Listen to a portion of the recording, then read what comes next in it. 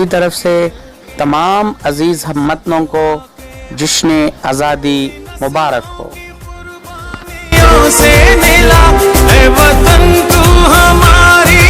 आप आजाद हैं, आजाद रहें। आप लोग इस मुल्क पाकिस्तान में अपनी अपनी इबादत गाहों, मस्जिदों या मंदिरों में जाने के लिए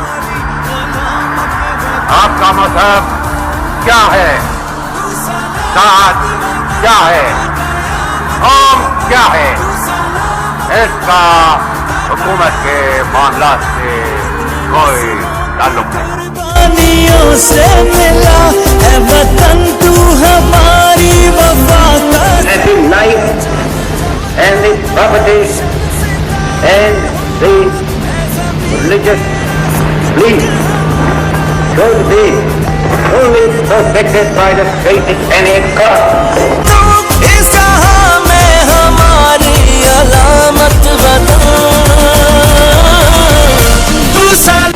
I pray to God that this critical moment He may guide us and enable us to discharge our responsibility in a wise and statesmanlike.